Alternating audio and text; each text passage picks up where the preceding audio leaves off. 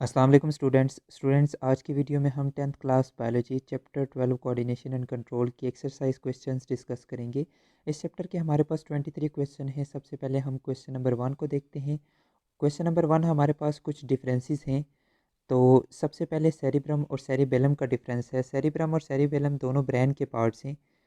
Cerebrum brain का सबसे largest part है और सेरिबेलम ब्रेन का सेकंड लार्जेस्ट पार्ट है। ये फर्स्ट डिफरेंस है। जो सेरिब्रम होता है वो ब्रेन के टॉप पर मौजूद होता है, जैसे कि यहाँ पर डायग्राम के अंदर आपको नज़र आ रहा है। जो ब्रेन का टॉप लार्ज पार्ट है वो सेरिब्रम है। और जो सेरिबेलम होता है वो प्रेजेंट होता है सेरिब्रम के नीचे, just behind pons and medulla oblongata.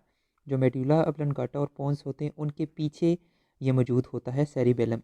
Leaf की तरह का स्ट्रक्चर डायग्राम के अंदर आपको नज़र आ रहा है, ये सेरिबेलम है। इसके बाद जो सेरिब्रम है इसका काम क्या होता है, ये ज़्यादातर जो हमारे वॉलेंट्री एक्शंस होते हैं उन्हें कंट्रोल करता है, जैसे कि hearing, sight, smell, memory, intelligence. इन सारी चीज़ों को सेरिब्रम कंट्रोल कर रहा होता है। जबकि जो सेरिबेलम होता है इसके दो मेन काम होते हैं। एक तो ये मसल की मूवमेंट में हेल्प कर रहा होता है, प्लस बॉडी के बैलेंस को, बॉडी के पोस्चर को कंट्रोल करता है। इसके बाद सेरिब्रम पार्ट है फोर ब्रेन का, जबकि सेरिबेलम पार्ट है हाइंड ब्रेन का। It is part of our hindbrain. तो नेक्स्ट क्वेश्चन को अभी हम डिस्कस करते हैं, नेक्स्ट डिफरेंस को, जो कि है difference between sensory neuron and motor neuron. अब सेंसरी न्यूरॉन आपको पता है they carry information from receptor to coordinators. ये वो न्यूरॉन होते हैं जो रिसेप्टर्स से मैसेजेस को कोऑर्डिनेटर्स यानी ब्रेन और स्पाइनल कॉर्ड की तरफ लेकर जाते हैं। जबकि मोटर न्यूरॉन्स वो होते हैं जो कि इन्फॉर्मेशन को ब्रेन से बॉडी के डिफरेंट पार्ट्स की तरफ लेकर जाते हैं, यानी ब्रेन से इफेक्टर्स की तरफ इन्फॉर्मेशन को लेकर जाते हैं मोटर न्यूरॉन। जो सेंसरी न्यूरॉन होते हैं इनके अंदर आपको एक ही डेंड्राइट नज़र आता है और इनके अंदर एक ही एक्सॉन होता है। ये सेल बॉडी होती है, सेल बॉडी के साथ एक ही एक्सॉन होता है और एक ही डेंड्राइट जुड़ा हुआ होता है। जबकि जो मोटर न्यूरॉन होता है उसके अंदर बहुत सारे डेंड्राइट्स होते हैं और एक ही एक्सॉन होता है। जो टिपिकल न्यूरॉन आप देखते हैं बुक्स के अंदर ड्रा हुआ हुआ होता है वो ज़्यादातर मोटर न्यूरॉन्स ही होते हैं। इसके अंदर सेल बॉडी के साथ बहुत सारे डेंड्राइट्स होते हैं और एक ही लॉन्ग एक्सॉन होता है। इसके बाद सेंसरी न्यूरॉन्स जो होते हैं इनके अंदर, जो सेंसरी न्यूरॉन होते हैं इनके अंदर एक ही लॉन्ग डेंड्रॉन होता है। जबकि जो मोटर न्यूरॉन्स होते हैं इनके अंदर बहुत सारे छोटे छोटे स्मॉल डेंड्राइट्स मौजूद होते हैं, बहुत सारे स्मॉल डेंड्राइट्स मौजूद होते हैं और इसके अंदर एक ही लार्ज डेंड्रॉन होता है। हमने देखा इसके अंदर एक ही डेंड्राइट मौजूद होता है सेंसरी न्यूरॉन के अंदर। इसके बाद नेक्स्ट डिफरेंस हम डिस्कस करते हैं जो कि है वॉलेंट्री एक्शंस और इनवॉलेंट्री एक्शंस के दरमियान। वॉलेंट्री एक्शंस वो होते हैं जो कि जिनके अंदर हमारी समझ बूझ इन्वॉल्व होती है, और इनवॉलेंट्री एक्शंस वो होते हैं जिनके अंदर हमारी समझ बूझ या जिनके अंदर हमारी कॉन्शियसनेस इन्वॉल्व नहीं होती, जो हमारी कॉन्शियसनेस के बगैर हो रहे होते हैं, जैसे ब्रीथिंग, इसके बाद हार्ट बीटिंग। ये क्या हैं, वो एक्शंस हैं जिनमें हमारी समझ बूझ इन्वॉल्व नहीं होती। तो voluntary actions are under conscious control. ये कॉन्शियस कंट्रोल के अंदर होते हैं, जैसे बोलना, चलना, ठीक है। ये किसके अंदर आते हैं, वॉलंटरी एक्शंस के अंदर आते हैं। और इनवॉलंटरी एक्शंस वो होते हैं जो कि हो रहे होते हैं without consciousness. Involuntary actions take place without consciousness. अब वॉलंटरी एक्शंस जो होते हैं इनमें इन्वॉल्व होता है सोमैटिक नर्वस सिस्टम, और इनवॉलंटरी एक्शंस में ऑटोनॉमिक नर्वस सिस्टम इन्वॉल्व होता है। इसके बाद जो वॉलंटरी एक्शंस होते हैं वो ज़्यादातर कंट्रोल होते हैं हमारे सेरिब्रम से, जो ब्रेन का सबसे लार्जेस्ट पार्ट होता है। और इनवॉलंटरी एक्शंस को मेडुला ऑब्लंगाटा, हाइपोथैलेमस और स्पाइनल कॉर्ड कंट्रोल कर रहा होता है। अच्छा, ये यहाँ पे ये जो पीछे सोमैटिक नर्वस सिस्टम और ऑटोनॉमिक नर्वस सिस्टम है, ये आपको पता है हमारे पेरिफेरल नर्वस सिस्टम का हिस्सा है। और पेरिफेरल नर्वस सिस्टम क्या होते हैं, मुख्तलिफ नर्व्स हैं जो हमारी बॉडी के अंदर इंफॉर्मेशन को लेकर जा रही होती हैं और बॉडी से सेंसरी इंफॉर्मेशन को लेकर आ रही होती हैं। तो सोमैटिक नर्वस सिस्टम उन नर्व्स पर मुश्तमिल होता है जो कि वॉलंटरी एक्शंस को कंट्रोल कर रही होती हैं, और ऑटोनॉमिक नर्वस सिस्टम उन नर्व्स पर मुश्तमिल होता है जो कि इनवॉलंटरी एक्शंस को कंट्रोल कर रहे होते हैं। इसके बाद नेक्स्ट है वॉलंटरी एक्शन की एग्जांपल है ईटिंग, रीडिंग वगैरह। तो ये जो इनवॉलंटरी एक्शन है उसकी एग्जांपल में आ जाता है ब्रीथिंग, ब्लड प्रेशर वगैरह, ठीक है। नेक्स्ट हम डिस्कस करते हैं नेक्स्ट डिफरेंस जो कि है नर्व इम्पल्स और हार्मोनल ट्रांसमिशन के दरमियान डिफरेंस है। नर्व इम्पल्स क्या होती है, it is a wave of electrochemical signal. ये एक इलेक्ट्रोकेमिकल सिग्नल होता है, इसमें चार्जेस इन्वॉल्व होते हैं, डिफरेंट आयंस इन्वॉल्व होते हैं, केमिकल्स इन्वॉल्व होते हैं, तो इसे बोला जाता है ये इलेक्ट्रोकेमिकल सिग्नल है जो कि न्यूरॉन्स के ऊपर ट्रैवल करती है। Hormonal transmission means chemical signals, इसमें हार्मोनल ट्रांसमिशन मतलब केमिकल्स की फॉर्म में मैसेज सेंड होता है और रिसीव होता है। जो नर्वस कोऑर्डिनेशन होती है उसके अंदर मैसेज सेंड और रिसीव होते हैं in the form of nerve impulse. In nervous coordination messages are sent and received in the form of nerve impulse, while in chemical coordination messages जो सेंड होते हैं वो होते हैं in the form of hormones या chemicals. इसके बाद जो नर्व इम्पल्स होती है वो फास्ट प्रोसेस होता है। नर्व इम्पल्स की फॉर्म में जो ट्रांसमिशन होती है सिग्नल्स की वो फास्ट होती है, जबकि हार्मोनल जो ट्रांसमिशन होती है वो स्लो होती है। जो मैसेज हार्मोन्स की फॉर्म में सेंड होता है वो स्लो होता है। नर्व इम्पल्स ट्रैवल और न्यूरॉन, नर्व इम्पल्स न्यूरॉन्स के ऊपर ट्रैवल करती है, जबकि हार्मोन्स जो हैं वो ब्लड के अंदर मूव करके जाते हैं अपने स्पेसिफिक पॉइंट तक जहाँ पर जाके उन्होंने एक्ट करना होता है। इसके बाद नेक्स्ट है short sightedness and long sightedness के दरमियान डिफरेंस। शॉर्ट साइटेडनेस का मतलब होता है एक ऐसी डिजीज़ है जिसमें करीब की चीज़ें तो नज़र आती हैं लेकिन दूर की चीज़ें नज़र नहीं आती, और लॉन्ग साइटेडनेस वो होती है जिसमें दूर की चीज़ें नज़र आती हैं लेकिन करीब की चीज़ें नज़र नहीं आती। तो जो शॉर्ट साइटेडनेस होती है इसे मायोपिया भी बोला जाता है, और लॉन्ग साइटेडनेस को हाइपरमेट्रोपिया बोला जाता है। जो शॉर्ट साइटेडनेस है इसमें क्या होता है, इसमें people suffering from myopia can't focus well on distant objects. वो करीब की चीज़ों को तो देख सकते हैं लेकिन दूर की चीज़ों को नहीं देख सकते। और जिनको लॉन्ग साइटेडनेस होती है वो दूर की चीज़ों को देख सकते हैं लेकिन करीब की चीज़ों को नहीं देख सकते। People suffering from hypermetropia can not focus on short distance. वो ऑब्जेक्ट्स जो शॉर्ट डिस्टेंस पर पड़े हुए होते हैं उन पर वो फोकस नहीं कर सकते। इसके बाद ये जो जिन पर्सनस को ये डिज़ीज़ होती है myopia, they can see well at short distance, उन्हें करीब की चीज़ें नज़र आती हैं, जबकि जो जिनको लॉन्ग साइटेडनेस होती है उन्हें दूर की चीज़ें सही तरह से नज़र आती हैं जबकि करीब की चीज़ें नज़र नहीं आती। इसके बाद नेक्स्ट है जो शॉर्ट साइटेडनेस होती है उसको करेक्ट किया जाता है by using concave lens. Concave lens आपको पता है ये इस तरह से होता है, ये कनकेव लेंस, ठीक है। और जो लॉन्ग साइटेडनेस होती है जिसमें करीब की चीज़ें सही तरह से नज़र नहीं आती, तो इसको करेक्ट किया जाता है बाय यूजिंग कन्वेक्स लेंस, और कन्वेक्स लेंस इस तरह से होता है। इसके बाद नेक्स्ट डिफरेंस जो हमने डिस्कस करना है वो है रॉड्स और कोन्स के दरमियान। रॉड्स जो हैं वो डिम लाइट के हवाले से सेंसिटिव होते हैं और कोन्स ब्राइट लाइट के हवाले से सेंसिटिव होते हैं। जो हमारे अंदर जो हम डिम लाइट में देख सकते हैं, थोड़ा बहुत जो हम डिम लाइट में देख सकते हैं वो रॉड्स की वजह से देख सकते हैं, और जो हम डिफरेंट कलर्स देखते हैं ना वो कोन्स की वजह से देखते हैं। इसके बाद रॉड्स जो हैं वो रॉड शेप होते हैं, कोन्स कोन शेप होते हैं। रॉड्स के अंदर पिगमेंट होता है जिसे रोटोप्सन बोला जाता है, कोन्स के अंदर एक पिगमेंट होता है जिसे आइडोप्सन बोला जाता है। रॉड्स के अंदर रॉड्स जो है वो डिम लाइट में हमें विजन देते हैं, कलर विजन रॉड से रिलेटेड नहीं है, ठीक है। जबकि कोन्स जो है वो हमें कलर विजन में हेल्प करते हैं, जो हम डिफरेंट कलर्स देखते हैं वो कोन्स की वजह से देखते हैं। रॉड्स की डेफिशिएंसी की वजह से होती है नाइट ब्लाइंडनेस, जबकि कोन्स की डेफिशिएंसी की वजह से हो सकती है कलर ब्लाइंडनेस। इसके बाद हमने नेक्स्ट डिफरेंस देखना है एंडोक्राइन और एक्सोक्राइन ग्लैंड्स के दरमियान। एंडोक्राइन ग्लैंड्स बेसिकली ये डक्टलेस ग्लैंड्स होते हैं जो कि अपनी सेक्रेशन डायरेक्टली ब्लड के अंदर करते हैं। डक्टलेट्स मतलब ट्यूब्स नहीं होती जिनके ज़रिए ये सेक्रेशंस करते हैं, जबकि एक्सोक्राइन ग्लैंड्स ये डक्टेड ग्लैंड्स होते हैं, इनके अंदर डक्ट्स मौजूद होती हैं। ये स्पेसिफिक डक्ट्स के ज़रिए स्पेसिफिक ट्यूब्स के ज़रिए सेक्रेशन करते हैं अपने स्पेसिफिक पॉइंट पे जहाँ पे इन्होंने सेक्रेशन करनी होती है। ये हार्मोन को रिलीज़ करते हैं, एंडोक्राइन ग्लैंड्स जो होते हैं ये हार्मोन्स को रिलीज़ करते हैं, जबकि एक्सोक्राइन ग्लैंड्स हार्मोन्स को रिलीज़ नहीं करते बल्कि एंजाइम्स वगैरह को, म्यूकस वगैरह को, और स्वेट ग्लैंड्स एक एग्जांपल है जो कि स्वेट को रिलीज़ करते हैं, वो भी एक्सोक्राइन ग्लैंड की एग्जांपल है।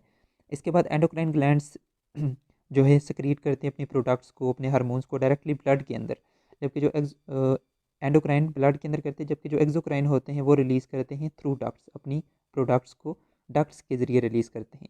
ये केमिकल कोऑर्डिनेशन के अंदर इन्वॉल्व होते हैं एंडोक्राइन ग्लैंड्स, जबकि एक्सोक्राइन ग्लैंड केमिकल कोऑर्डिनेशन के अंदर इन्वॉल्व नहीं होते। इसकी एक एग्जांपल आप लिख सकते हैं थायराइड ग्लैंड, और इसकी एग्जांपल आप लिख सकते हैं स्वेट ग्लैंड्स, ठीक है।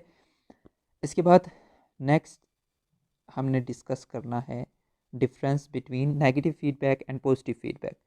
नेगेटिव फीडबैक बेसिकली ये फीडबैक मैकेनिज़म्स होते हैं हमारी बॉडी के अंदर। बहुत सारे हमारी बॉडी के मैकेनिज़म्स ऐसे होते हैं जिनको फीडबैक मैकेनिज़म्स के ज़रिए कंट्रोल किया जाता है। फीडबैक मैकेनिज़्म का मतलब आपको पता होना चाहिए, कोई भी प्रोसेस हमारी बॉडी के अंदर जो चल रहा होता है, जब उस प्रोसेस को उसी की आउटपुट से कंट्रोल किया जाता है ना, उसी की आउटपुट से जब कंट्रोल किया जाता है तो उसे बोला जाता है फीडबैक मैकेनिज्म।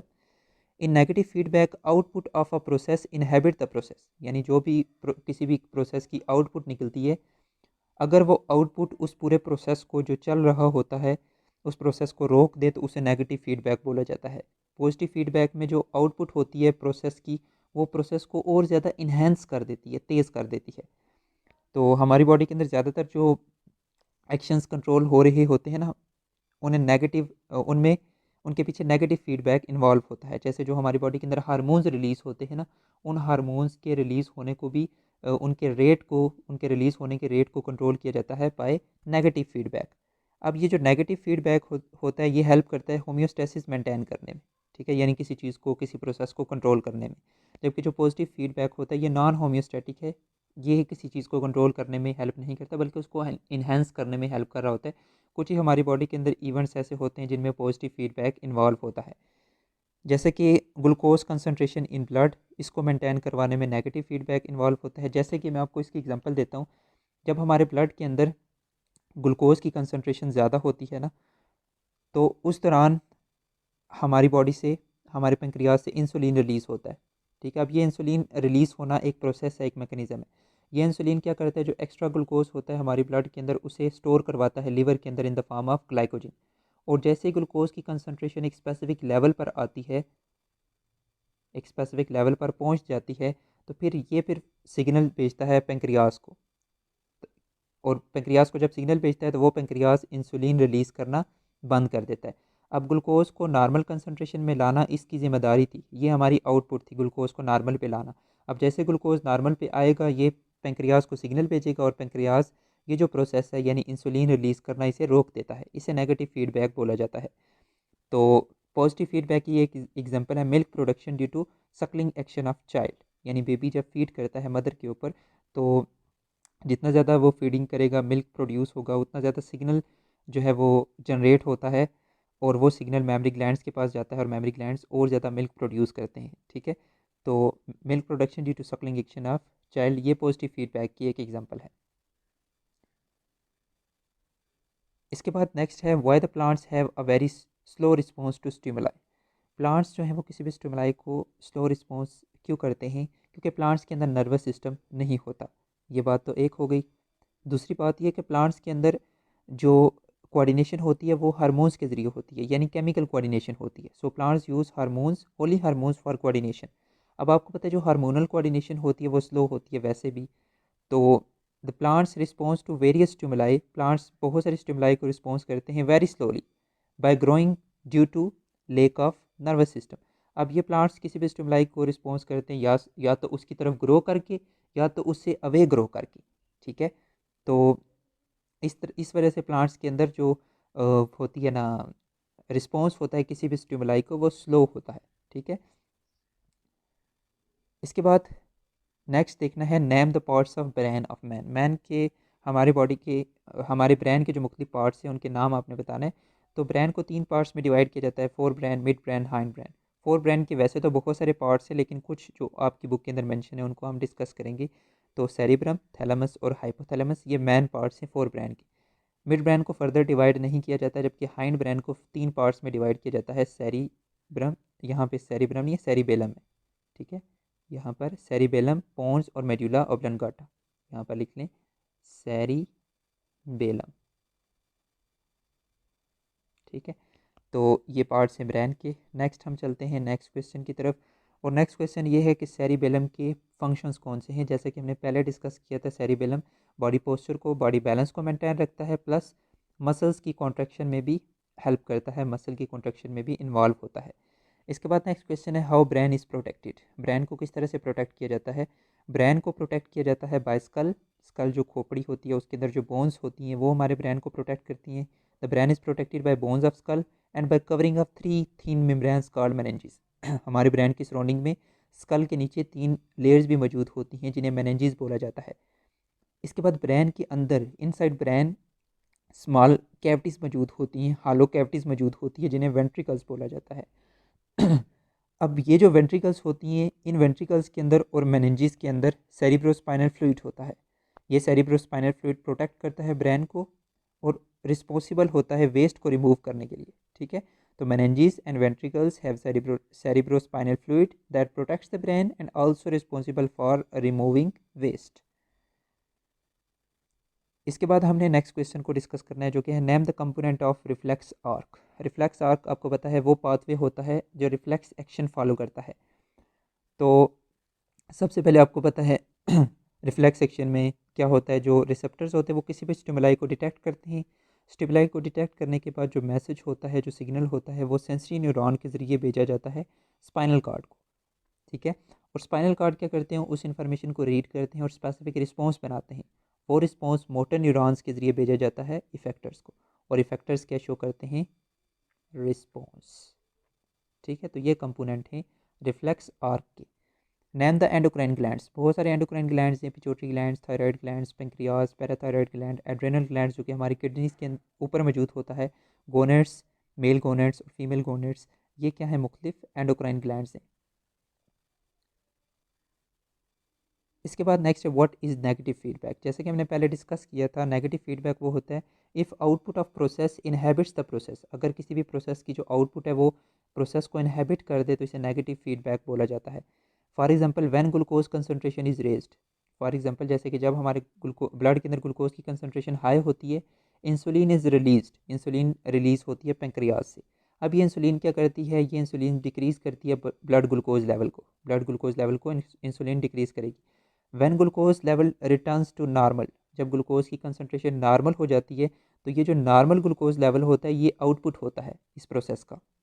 फिर ये नॉर्मल ग्लूकोज लेवल क्या करता है, ये सिग्नल भेजता है पेंक्रियाज को, और पेंक्रियाज को ये सिग्नल देता है कि वो इनहेबिट कर दे फर्दर इंसुलिन सिक्रीशन, यानी इंसुलिन की सिक्रीशन को रोक दे। तो ज़्यादातर जो हार्मोन्स हमारी बॉडी के अंदर सेक्रीट होते हैं उन्हें इसी तरह से नेगेटिव फीडबैक के ज़रिए ही कंट्रोल किया जाता है। इसके बाद नेक्स्ट क्वेश्चन है do you think it is good that impulses travel in one direction. Yes, क्योंकि आपको पता है जो हमारे न्यूरॉन्स होते हैं वो डिज़ाइन ही इस तरह से होते हैं कि उनके ऊपर इम्पल्स सिर्फ एक ही डायरेक्शन में मूव कर सके। आपको पता है अगर ये न्यूरॉन है तो न्यूरॉन के दो कंपोनेंट्स होते हैं, मैन डेंड्राइट और एक्सॉन। जो डेंड्राइट्स होती है ये मैसेजेस को सेल बॉडी की तरफ लेकर जाती हैं, और जो एक्सॉन्स होते हैं वो मैसेजेस को सेल बॉडी से अवे लेकर जाते हैं। अच्छा, अब इसकी जो एक्सप्लेनेशन है वो थोड़ी सी तो कॉम्प्लिकेटेड है, तो मैंने उस कॉम्प्लिकेटेड एक्सप्लेनेशन को यहाँ पे मेंशन नहीं किया, मैंने जस्ट शॉर्ट सी इसकी एक्सप्लेनेशन दी है। वो ये कि यहाँ पर देखें, yes because neurons are design for one way transmission of nerve impulse, क्योंकि न्यूरॉन डिज़ाइन इस तरह से होते हैं कि उनके ऊपर इम्पल्स एक ही वे में ट्रैवल कर सके। जैसे कि आपको यहाँ पे पता है जो डेंड्राइट्स है वो इन्फॉर्मेशन को सेल बॉडी की तरफ लेकर जाते हैं और एक्सॉन सेल बॉडी से अवे लेकर जाते हैं, ठीक है। इसके बाद impulses travel on neuron from dendrite to cell body and from cell body to axon. इसके बाद जो सेंसरी न्यूरॉन्स होते हैं वो इम्पल्सिस को कैरी करते हैं towards central nervous system, while जो मोटर न्यूरॉन्स होते हैं वो कैरी करते हैं इम्पल्सिस को towards effector from central nervous system. Central nervous system से इफेक्टर की तरफ इन्फॉर्मेशन को मोटर न्यूरॉन्स लेकर जाते हैं, और सेंट्रल नर्वस सिस्टम की तरफ जो रिसेप्टर्स होते हैं वहाँ से सेंट्रल नर्वस सिस्टम की तरफ इन्फॉर्मेशन को लेकर जाते हैं सेंसरी न्यूरॉन्स, ठीक है। तो इसमें आप ये आंसर मेंशन कर सकते हैं। इसके बाद नेक्स्ट है give the proper biological names for each of these part of eye. सबसे पहले आपको पता है लाइट सेंसिटिव लेयर कौन सी होती है, retina. Control the amount of light entering the eye, आंखों के अंदर कितनी लाइट जानी चाहिए उसे कंट्रोल करता है प्यूपल। ये जो हमारी आंखों के अंदर छोटा सा ऐसे ब्लैक होल होता है ये वाला, इसे प्यूपल बोला जाता है। इसके बाद delicate transparent layer at the front of the eye, आंख की जो फ्रंट लेयर होती है, ये जो कलर्ड पार्ट होता है, इस कलर पार्ट के आगे एक ट्रांसपेरेंट स्ट्रक्चर मौजूद होता है, शफाफ स्ट्रक्चर, जिसे कॉर्निया बोला जाता है। Tough white outer layer, white outer layer, अगर आप आंख की सबसे आउटर लेयर वाइट देखें ना, वो फाइब्रस कनेक्टिव टिश्यू की बनी होती है, वो होती है sclera. Jelly like substance that keeps the I in shape, jelly like जो सब्सटेंस होती है हमारी आंख के अंदर, जो कि हमारी इनर लेयर के अंदर इनक्लोज होता है ये फ्लूइड, उसे बोला जाता है विट्रस ह्यूमर, ये जेली लाइक होता है। Carries nerve impulse to brain, brain की तरफ इंफॉर्मेशन लेकर जाती हैं ऑप्टिकल नर्व्स। इसके बाद ब्लैक मिडल लेयर को बोला जाता है कोराइट। इसके बाद नेक्स्ट 11 क्वेश्चन है if you rotate your head fast then stop suddenly you may feel dizzy and will lose the balance why. अच्छा, यहाँ पर ये वो कह रहा है कि जब आप अपने हेड को फास्ट रोटेट करते हैं तो एकदम से रोक देते हैं तो आप आपको चक्कर आना शुरू हो जाते हैं, आप अपना बैलेंस खो देते हैं। उसकी रीज़न क्या है? अब उसकी रीज़न देखते हैं। आपको पता है हमारी जो वेस्टिब्यूल होती हैं, सेमी सर्कुलर केनाल होती हैं, ये हमारे इनर ईयर का हिस्सा है। इनके अंदर एक फ्लूइड मौजूद होता है जो कि कंट्रोल करता है बॉडी के बैलेंस को और बॉडी के पोस्चर को। Fluid inside vestibule and semi circular canal control the body balance and posture. ठीक है, मतलब जब भी हम अपने हेड को मूव करते हैं तो ये जो फ्लूइड होता है ना, ये फ्लूइड मूव करता है और इस फ्लूइड के मूव होने की वजह से सिग्नल जाता है हमारे ब्रेन की तरफ और हमें पता चलता है कि हमारा जो हेड है वो किस डायरेक्शन में है। ठीक है, अब होता क्या है, when we rotate our head fast, जब हम अपने हेड को बहुत तेज़ी से घुमाते हैं, the fluid in our ears move really fast too. जब हम हेड को बहुत तेज़ी से घुमाते हैं तो ये जो फ्लूइड होता है इन दोनों ट्यूब्स के अंदर, ये भी बहुत तेज़ी से घूमता है। This is what happens when we first start to feel dizzy. मतलब जब ये बहुत तेज़ी से मूव करता है ना फ्लूइड, तो फिर हमें चक्कर आना शुरू हो जाते हैं। ठीक है, तो व्हेन वी स्टॉप स्पिनिंग, जब अपना हेड हम रोकते हैं, आवर हेड स्टॉप्स, जब हमारा हेड रुकता है, तो जो फ्लूइड होता है वो continuously in semi circular canal और वेस्टिब्यूल के अंदर मूव कर रहा होता है, स्पिन कर रहा होता है। जब हम अपने आप को रोक लेते हैं तभी वो फ्लूइड थोड़ी देर तक मूव करता रहता है। यही वजह है कि सर को रोकने के बाद भी हम क्या फील करते हैं, डिज़ी फील करते हैं या फिर जो बैलेंस होता है उसे लॉस कर देते हैं, क्योंकि सिग्नल स्टिल हमारे ब्रेन की तरफ जा रहा होता है। हम वैसे तो खड़े होते हैं लेकिन वो फ्लूइड के मूव करने की वजह से सिग्नल हमारे ब्रेन की तरफ जा रहा होता है, जिसकी वजह से हमें ये लगता है कि हम अभी अभी भी चक्कर खा रहे हैं, या हमारे ब्रेन को ये लगता है कि हम अभी भी चक्कर खा रहे हैं। फिर जब वो फ्लूइड रुक जाता है तो फिर हम अपनी पोजीशन पे दोबारा से लेवल पे स्टेबल हो जाते हैं। So now our brain thinks we are spinning, मतलब जब हम रुक जाते हैं, वो फ्लूइड स्टिल मूव कर रहा होता है, तो फिर भी हमारा दिमाग समझता है कि हम स्पिन कर रहे हैं ऑपोजिट डायरेक्शन में। इस वजह से हम डिज़ी फील करते हैं या फिर जो बैलेंस होता है उसे लॉस कर देते हैं बहुत तेज़ी से सर को घुमाने के बाद जब हम रुक जाते हैं। इसके बाद 12 क्वेश्चन है, how is the spinal cord protected. Spinal cord को कैसे प्रोटेक्ट किया जाता है? लाइक ब्रेन, हमारे जो स्पाइनल कार्ड होता है इसकी सराउंडिंग में भी कुछ बोन्स होती हैं जिन्हें वर्टिब्रिया बोला जाता है। वर्टिब्रिया के अंदर ये प्रेजेंट होता है और इसकी सराउंडिंग में 3 लेयर्स यानी मेनिंजेस भी मौजूद होती हैं। ये जो मेनिंजेस होती हैं 3 लेयर्स होती हैं, इनके अंदर सेरिब्रोस्पाइनल फ्लूइड होता है। ये सेरिब्रोस्पाइनल फ्लूइड ना सिर्फ ब्रेन स्पाइनल कार्ड को प्रोटेक्ट करता है बल्कि वेस्ट को भी रिमूव कराता है। जो वेस्ट स्पाइनल कार्ड के अंदर प्रोड्यूस हो रहा होता है उस वेस्ट को भी रिमूव करवाता है। इसके बाद नेक्स्ट हमने देखना है क्वेश्चन नंबर 13। क्वेश्चन नंबर 13 है, what is the relationship between iodine and goitre. Goitre आपको पता है गिलर्ड की बीमारी होती है जिसमें ये जो थायराइड ग्लैंड होता है उसके अंदर स्वेलिंग हो जाती है। उसकी रीज़न ये है कि आयोडीन डेफिशिएंसी, एक बात तो ये आपको पता है आयोडीन डेफिशिएंसी जो वो कॉमन काज है ग्वाइटर की। हमारी बॉडी को आयोडीन ज़रूरी होती है थायराइड हार्मोन बनाने के लिए। आपको पता है ये थायराइड हार्मोन थायराइड ग्लैंड से रिलीज़ होता है। If you don't have enough iodine, अगर हमारे डाइट के अंदर इनफ आयोडीन नहीं होगी, फिर क्या होगा, ये जो थायराइड ग्लैंड होता है, वो लार्जर हो जाता है। Tried to capture all iodine it can, मतलब वो लार्जर इस वजह से होता है कि वो ज़्यादा से ज़्यादा आयोडीन को कैप्चर कर सके और ये थायराइड हार्मोन बना सके। ठीक है, so it make the right amount of thyroid hormone. ठीक है, तो मतलब जब आयोडीन की डेफिशिएंसी होगी, वो आयोडीन की डेफिशिएंसी को पूरा करने के लिए साइज़ बड़ा करता है ताकि वो आयोडीन को कैप्चर कर सके और थायराइड हार्मोन बना सके। फिर वो जब साइज़ उसका बहुत ज़्यादा एबनॉर्मल हो जाता है तो उसे ग्वाइटर बोला जाता है। ठीक है, तो आयोडीन की डेफिशिएंसी की वजह से हार्मोन नहीं बन पाता और हार्मोन के ना बनने की वजह से वो जो ग्लैंड होता है उसके अंदर स्वेलिंग हो जाती है। इसके बाद नेक्स्ट क्वेश्चन है, how is insulin important. Insulin कैसे इंपॉर्टेंट है? इंसुलिन हार्मोन है जो कि रिलीज़ होता है पेंक्रियाज से। ये कंट्रोल करता है ब्लड शुगर लेवल को। जब ब्लड के अंदर ग्लूकोज की कंसनट्रेशन इंक्रीज़ होती है तो इंसुलिन क्या करती है, ये कन्वर्ट करती है एक्स्ट्रा ग्लूकोज को इन द फॉर्म ऑफ ग्लाइकोजिन, की फॉर्म में कन्वर्ट करती है और इस तरह से ये मेंटेन करती है ब्लड ग्लूकोज कंसनट्रेशन को। अगर इंसुलिन की डेफिशिएंसी होगी तो बहुत सारी सीरियस कॉम्प्लिकेशंस हो सकती हैं, जैसे कि डायबिटीज़ मेलाइटस यानी शुगर की बीमारी हो सकती है, जिसमें हमारे ब्लड के अंदर एबनॉर्मली जो ग्लूकोज की कंसनट्रेशन होती है वो बहुत ज़्यादा रहना शुरू हो जाती है जब इंसुलिन नॉर्मल अमाउंट में प्रोड्यूस नहीं होती। ठीक है, तो इंसुलिन जो है वो ब्लड ग्लूकोज कंसनट्रेशन को रेगुलेट करती है। इसके बाद नेक्स्ट है question number 15।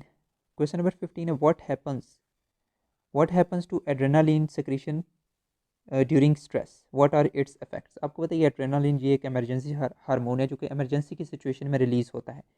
Adrenaline is also known as emergency hormone. It is released during emergency situation like fear और एंग्जाइटी की कंडीशन में ये रिलीज़ होता है। ये क्या करता है, ये ब्लड प्रेशर को इंक्रीज़ कर देता है, हार्ट रेट को इंक्रीज़ कर देता है, ब्लड फ्लो जो लिम्स की तरफ ब्लड का फ्लो होता है वो ज़्यादा कर देता है। लिम्स मतलब हमारी बाजू और टांगों की तरफ ब्लड का फ्लो ज़्यादा कर देता है। ये इस वजह से करता है ताकि हम इमरजेंसी सिचुएशन के साथ डील कर सकें।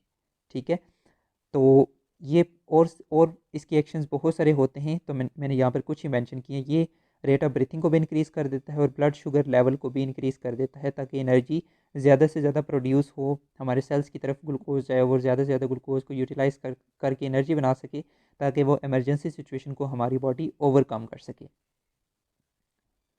इसके बाद नेक्स्ट क्वेश्चन है what are the following scientist famous for.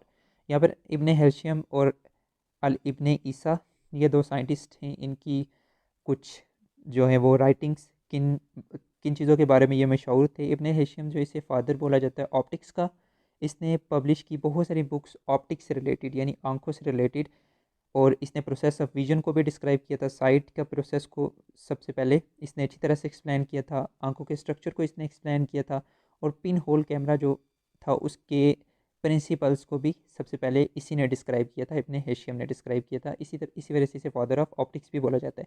इसके बाद जो अल इब्ने ईसा है, इसने बहुत सारी बुक्स 3 बुक्स लिखी थी ऑप्थल्मोलॉजी के ऊपर।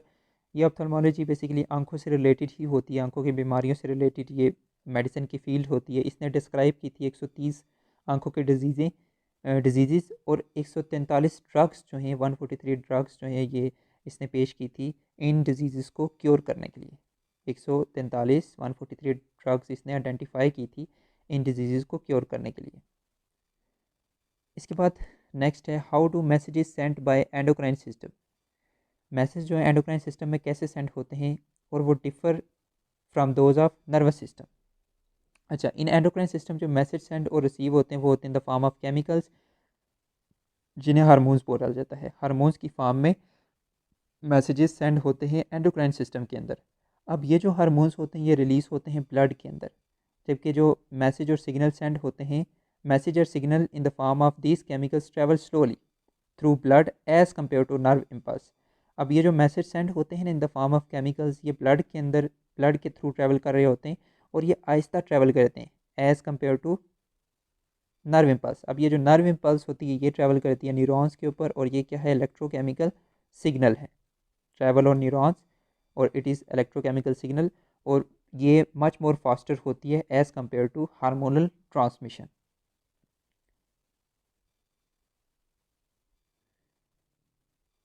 इसके बाद नेक्स्ट है compare diabetes insipidus and diabetes mellitus. Diabetes insipidus और मेलाइटिस ये दोनों डिजीज़ हैं, इनको हमने कंपेयर करना है। तो डायबिटीज़ इंसिपिटस होती है, बेसिकली इन दोनों में से जो शुगर होती है ना वो ये है, इन दोनों के सिम्टम्स एक जैसे होने की वजह से इसको भी डायबिटीज़ बोला जाता है और इसको भी डायबिटीज़ बोला जाता है। इसकी जो डेफिशिएंसी हो, इस डायबिटीज़ इंसिपिटस किस वजह से होती है, एडीएच हार्मोन की डेफिशिएंसी की वजह से, एंटी डायूरेटिक हार्मोन की डेफिशिएंसी की वजह से। जबकि जो डायबिटीज़ मेलाइटिस होती है वो इस वजह से होती है इंसुलिन की डेफिशिएंसी की वजह से। अगर हमारी बॉडी के अंदर पेंक्रियाज से नॉर्मल इंसुलिन नहीं बन रही या बहुत कम इंसुलिन बन रही है तो उस वजह से डायबिटीज़ मेलाइटिस हो सकती है, और एडीएच हार्मोन की डेफिशिएंसी की वजह से डायबिटीज़ इंसिपिटस होती है। इसके अंदर क्या होता है आपको बताइए, एडीएच नॉर्मली क्या कर रहा होता है, यूरिन में से वाटर को रिस्टोर करवाता है बॉडी के अंदर। ठीक है, तो जब इसकी डेफिशिएंसी होगी तो बहुत ज़्यादा यूरिन बनेगी। ठीक है, ज़्यादा यूरिन बनने की वजह से एक्स्ट्रा वाटर भी लॉस हो रहा होता है और बहुत ज़्यादा प्यास लगती है।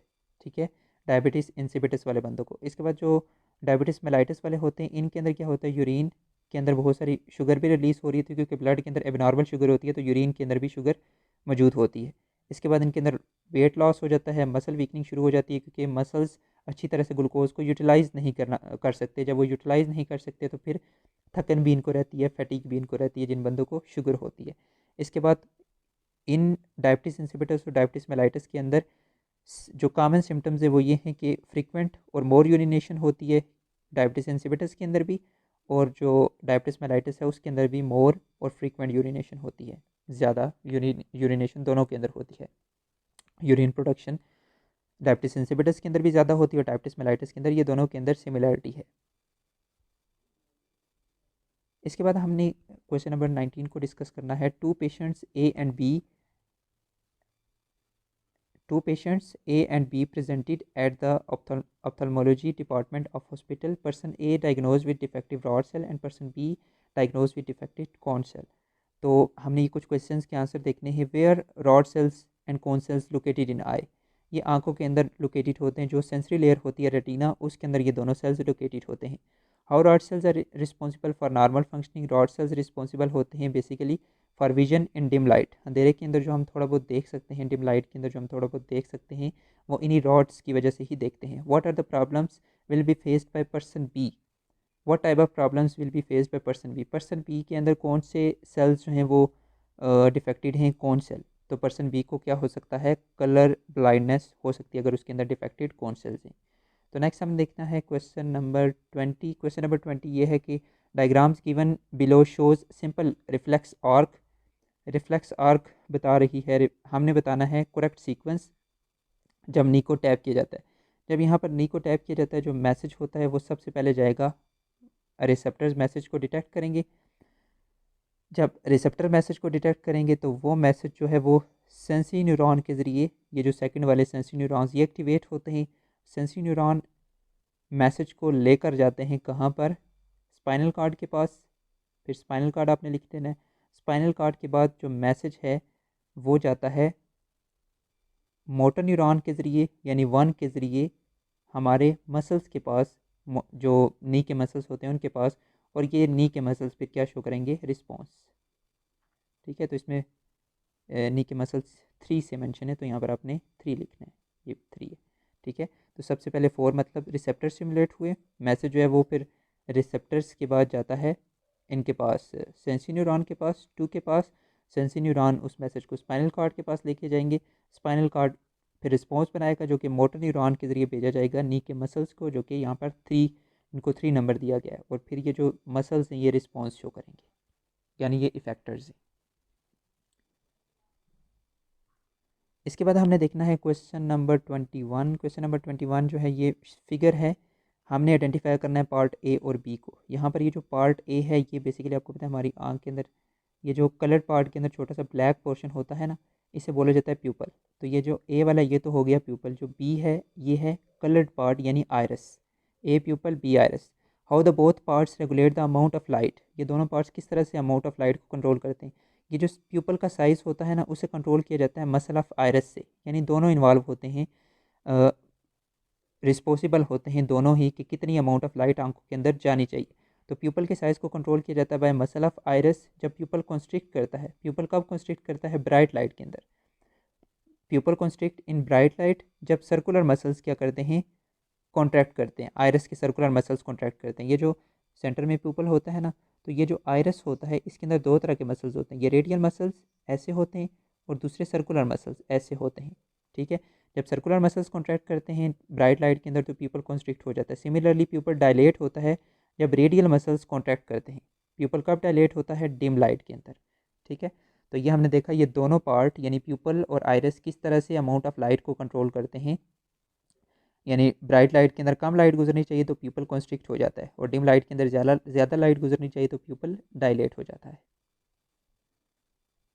इसके बाद नेक्स्ट है क्वेश्चन नंबर 22। उसको डिस्कस करने से पहले हम क्वेश्चन नंबर 23 को देखते हैं। क्वेश्चन नंबर 23 ये है कि कंप्लीट द फॉलोइंग। सबसे पहले यहाँ पे आपको पता है कैल्सिटोनिन एक हार्मोन होता है जो कहाँ से रिलीज़ होता है, थायराइड ग्लैंड से। ये कैल्सिटोनिन क्या करता है, ये डिक्रीज़ करता है ब्लड कैल्शियम कंसनट्रेशन को। अगर ब्लड के अंदर कैल्शियम की कंसनट्रेशन ज़्यादा हो तो कैल्सिटोनिन रिलीज़ होता है जो कि ब्लड कैल्शियम कंसनट्रेशन को कम करता है। इसके बाद नेक्स्ट फंक्शन लिखे हुए development of secondary characters. Secondary characters के रिस्पॉन्सिबल कौन होते हैं, ये हार्मोन्स होते हैं, टेस्टोस्टेरोन और एस्ट्रोजन, ये मेल हार्मोन है, ये फीमेल हार्मोन है, और ये कहाँ से रिलीज़ होते हैं, गोनेट से। इसके बाद है next gland parathyroid gland. Parathyroid gland से हार्मोन रिलीज़ होता है पैराथॉर्मोन, जो कि इंक्रीज़ करता है ब्लड कैल्शियम कंसनट्रेशन को अगर कैल्शियम की कंसनट्रेशन ब्लड के अंदर कम होगी। नेक्स्ट है doctor treating 23 year old facing unprovoked seizures, यानी उसको अटैक पड़ रहे हैं, दौरे पड़ रहे हैं। Identify the disease and discuss इस कॉजेज एंड सिम्टम्स। तो अनप्रोवोक्ड सीजर्स जो होते हैं जिसमें जो है अनप्रोवोक्ड मूवमेंट स्टार्ट हो जाती हैं बॉडी के मुख्तलिफ पार्ट्स की, जर्किंग मूवमेंट स्टार्ट हो जाती हैं, तो इसमें जो डिज़ीज़ होती है उसे बोला जाता है एपिलेप्सी। और इसके जो काजेज़ हैं वो बहुत सारे हो सकते हैं, जैसे ब्रेन के स्ट्रक्चर की एबनॉर्मलिटीज़, जेनेटिक डिफेक्ट से बहुत सारी म्यूटेशंस की वजह से हो सकती है एपिलेप्सी। मतलब ये जेनेटिक फैक्टर्स भी है। स्ट्रोक, ठीक है, मतलब ब्रेन के किसी पार्ट की तरफ अगर ब्लड जाना रुक गया है तो फिर भी ये हो सकती है। इसके बाद ब्रेन ट्यूमर भी, इसके बाद हेड इंजरी भी। ये मुख्तलिफ फैक्टर्स हैं एपिलेप्सी के। और इसके सिम्टम्स में अनप्रोवोक्ड सीजर्स ही आते हैं। मतलब जो पर्सन है उसमें जर्किंग मूवमेंट्स, बॉडी में जर्किंग मूवमेंट्स स्टार्ट हो जाती हैं जो कुछ टाइम तक रहती हैं, और उसके बाद दोबारा से बंदा अपनी नॉर्मल स्टेट में आ जाता है। ठीक है, तो ये जो एबनॉर्मल मूवमेंट्स स्टार्ट हो जाती हैं बॉडी के अंदर, इन्हें सीजर्स बोला जाता है। ठीक है, तो नेक्स्ट, बाकी कोई क्वेश्चन है किसी भी क्वेश्चन को समझने में तो नीचे आप कमेंट सेक्शन में पूछ सकते हैं। शुक्रिया, अल्लाह हाफिज़।